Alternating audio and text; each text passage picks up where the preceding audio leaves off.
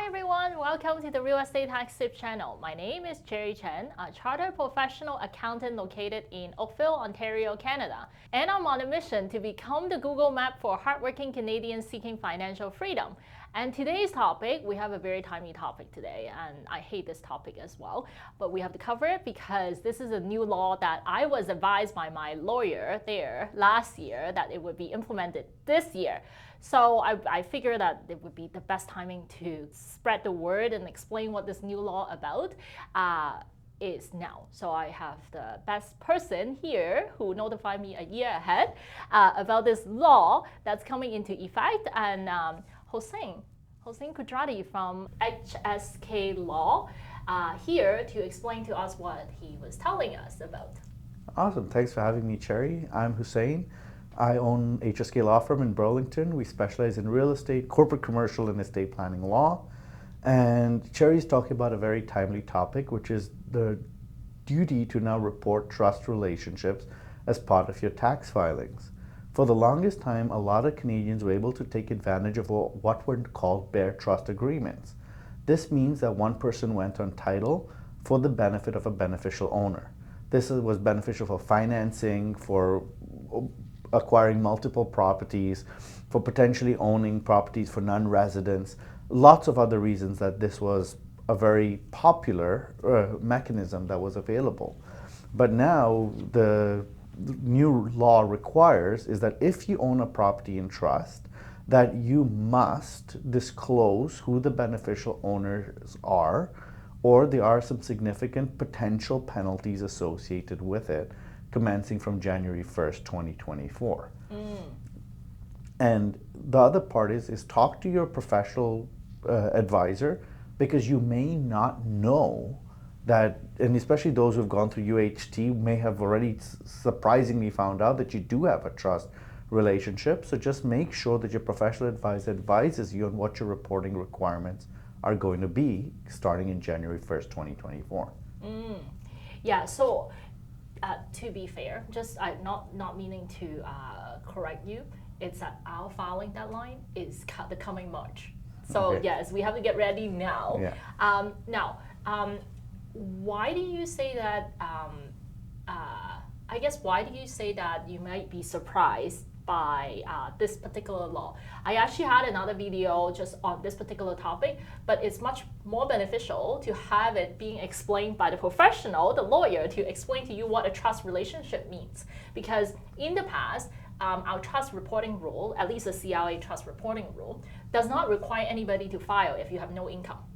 Now it's requiring everyone to file even if you have no income, which means that these so-called bare trustee relationship would be also affected. Correct. But then majority of the people do not understand what bare trustee relationship is to begin with. Can you explain? Okay. So a bare trustee relationship is simply where you agree to go on title to an asset. Usually it's real property, but it could be even shares in a corporation or something else, for the benefit of someone else who doesn't want to be shown as the owner of the property. This could be for financing reasons, as alluded. It could just be for structuring purposes, or it could even just be for liability protection, that they don't want to be seen because they might have assets that they don't want to be exposed.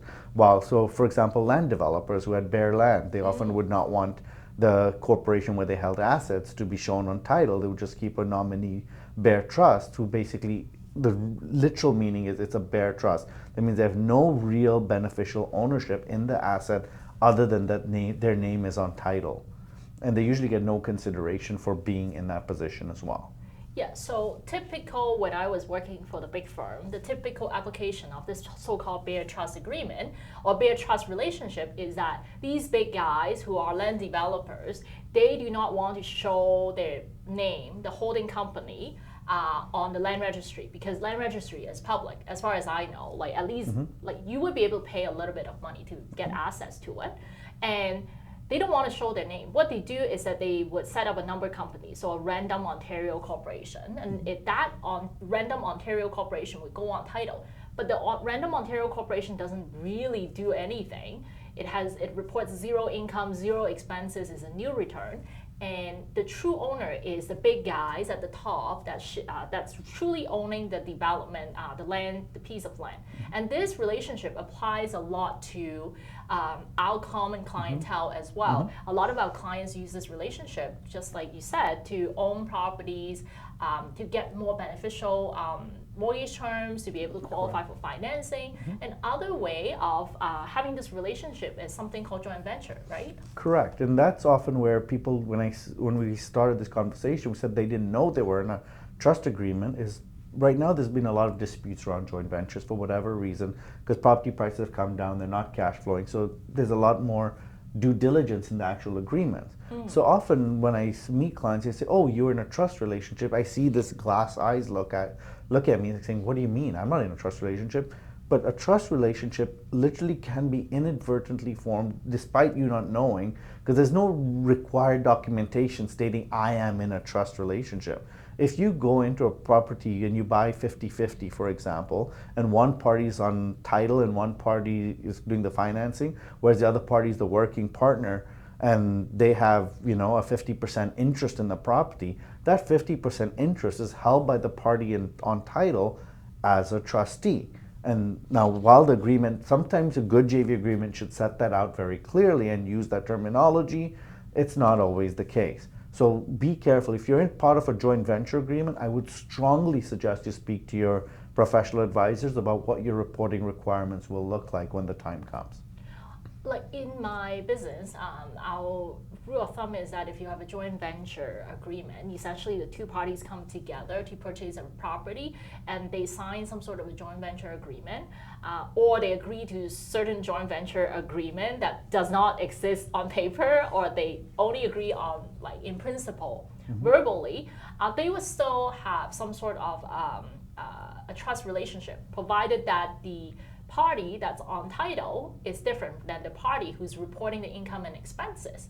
So generally, that's how we have concluded whether there is a trust relationship. Do you see any problem using that kind of? I would err always on the side of caution. If there is the element of an appearance of a trust relationship, I would assume the trust relationship absent conclusive proof that there isn't one. Because it's better you assume it, especially with the potential penalties and things associated, to do it. And it's similar to like the UHT filing, where there was so much ambiguity as to the definition that you just filed for everybody. Better to file and be to avoid the penalty. Exactly. I agree, 100%. I think one other example that we commonly encounter is like the everyday people example. It has nothing to do with real estate investing. As a matter of fact, Hossein just helped me, and my family did the same thing. My mom decided to add me onto her property because she's not physically in Canada majority of the year, so she would not be able to handle all the property affairs of the property for her. But I'm here, so I would be able to handle everything, and that's why my name was added to the title of the property, and Hossein was able to execute that for me. But because my name was added to the title of the property, but my mom is the only owner and she's reporting all the income and expenses, so all of a sudden I'm in a trust relationship. There is no joint venture agreement signed. Correct. And then there is, I'm not reporting anything. I'm just being added for her benefit. And so to a certain extent, this trust relationship seems like it's everywhere. Correct, and that was established in a Supreme Court of Canada decision in Pecore v. Pecore, where they said that if an adult child is put on title to a parent's property, there's a presumption of a resulting trust. So sometimes it could just be almost by an operation of law or a judicial decision that this trust relationship can exist. So like we said, make sure that you're not inadvertently captured. And also, yes, the reality is you may get away with it, you may not be captured, but we always urge to exercise caution because the penalties, once assessed, are very difficult to reverse. So get advice first, at least make an informed decision. So if you are in doubt, our advice is always to file it, because it's just a few $100s versus what we're seeing as penalty. It could be quite substantial. And the reality is that this rule doesn't just cover property. Like when you say property, I'm sure that you mean everything. Correct. It's not just real estate portfolio at all. It also covers anything that's it's very typical for financial advisors to advise their clients to set up an account in trust for their children, and that in trust for is also some sort of a trust relationship. Correct. Absolutely. And the other part of this change in trust rules that I want to touch on is speak to your mortgage brokers, because what are the requirements on renewal that your bank wants to see? Because once you have to report this trust onto your tax returns as they come due, if you have renewals coming up and your financial institution wants to see tax returns, not all of them do, but some of them might, you may not have disclosed to them that there's a trust relationship there. So what are the implications? Get ahead of it, plan and structure your assets so you're not caught and surprised with the outcome later on. Yeah, so this is great information. If you have questions, make sure that you leave it in the comment section below.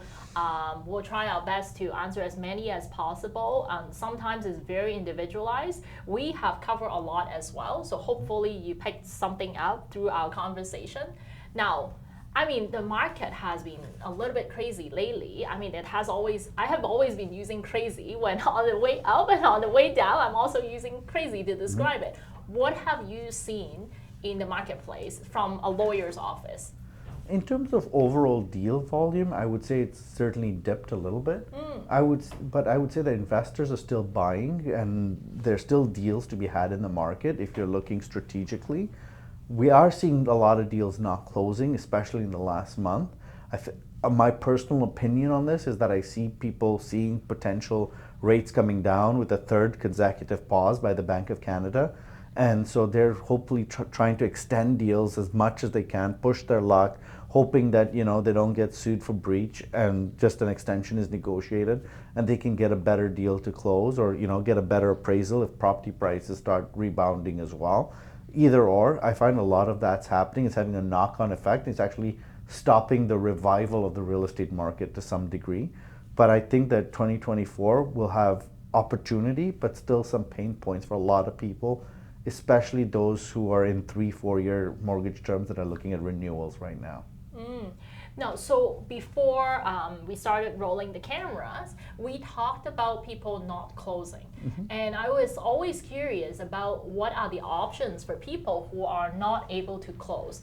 And I think you gave a really specific and really good example. What happened when like I bought this property, I committed to buy it, but I'm now not able to sell my own home, my existing home. I don't have the money to close. What are the options? Well, if you're the seller where the buyer is breaching the agreement and is not able to close for whatever reason, you can try to get forfeiture, which is you take the deposit and you walk away and you live to fight another day.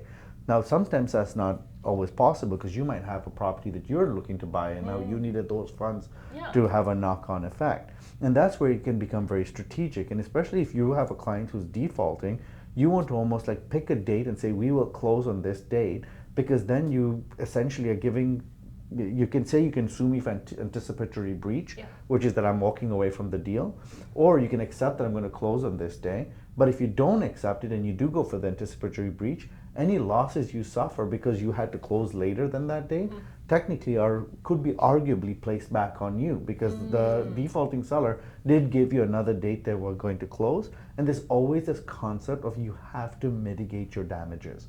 In litigation, even if you're the non-breaching party, doesn't mean you now just get to say, you know what, screw you, you messed up, I'm going to punish you. You have to be seen to be mitigating your damages. That is a clearly established concept of law, and it's really, really important that you do that in a diligent and can document that I took all steps to do that, and also understand the art of the dance when negotiating an extension, and to try and keep the emotions out of it. Real estate is some of the most expensive purchases that people will ever do in their life. And often it's a very difficult position for us as lawyers, is because people don't understand that we cannot just beat our chest and yell at everybody, because you have to keep the emotion out to get the end result there and to keep it in perspective, right? Because if things go before a judge, you want to make sure that your client, because who you're advocating for, is being done in a respectful way and being done in a correct way, and preserving all their rights and remedies to do it effectively. So the key here, the lesson I learned is that you gotta hire a good lawyer. So that's what it really means. So for seller, they can't necessarily sue for everything essentially, unless they prove that they are mitigating all the damages. The buyer could, yeah. So like the buyer, so yeah, the seller can sue, correct. The seller can sue the buyer for any losses that they suffer as long as they acted reasonably Yep. in terms of mitigating their damages. And so often it's having an honest conversation as to what can I resell the property for. And nowadays in this market is to try and get as large of a deposit as you possibly can locked in. Yeah. Because the larger the deposit, then the delta shrinks between what you might resell it for, so you're more amenable to a forfeiture and moving on to fight another day. When you have a smaller deposit, it becomes like a gray area as to, am I going to have to end up eating more losses, whether it's legal fees, carrying costs, what have you. So a little pro tip there to share with everybody. So what else is happening? I know that you're working on some joint venture dispute. A lot of people went to, when the market was rising, it froze a lot of people out of the market because they just on their own could not qualify, could not buy properties, and they wanted to buy it. And then there was this whole number of people on social media and other areas who kept promising, I can teach you how to do this, I can coach you, I can do this, I can do that. All sorts of things were being said. And people got into what were joint ventures, where they got paired up with people to help them get into the market. People were so excited that I'm getting real estate. They didn't even read their agreements. Most people did not read their JV agreements. And now what has happened is property prices have fallen, mortgage carrying costs have gone up, these properties are not cash flowing, and now money has to be put in. And whenever more money has to be put in, that's when people suddenly now are like, hold on, this is not what I expected. This is not what I signed up for. And now there are disputes. And so that's when now the lawyer's coming in, when ideally, I wish I could have come in at the beginning to say, this is not a good deal for these reasons. This is how you should renegotiate the agreement to protect you. But that didn't happen. And now a lot of people are in very difficult situations where some people even, are going through litigation and other proceedings. Some are going through bankruptcy. A lot of people are having unfortunate experiences through the evaluation of joint ventures. And I just say that, make sure you vet your agreements. Use this as a lesson. And if you're not impacted this time, but you're interested in real estate, read your agreements. It's going to save you thousands and thousands of dollars. I know, lawyers are not cheap. What can I tell you? I mean, lawyers is not the most expensive price tag. It's actually the ongoing cost that you are committing yourself to. So that was a lot of information that we just shared. So Hossein, last question. How do people get in touch with you if they have questions about the joint venture, the trust relationship, also unable to close? They can reach me at my email address. I'm sure you can add the link below, or on my Instagram handle at HSK Law Firm. Yes, so for anyone who have questions, who need a lawyer to work with, Hossein is here. And if you like our video, make sure you give us a thumbs up. Until next time, thank you for watching.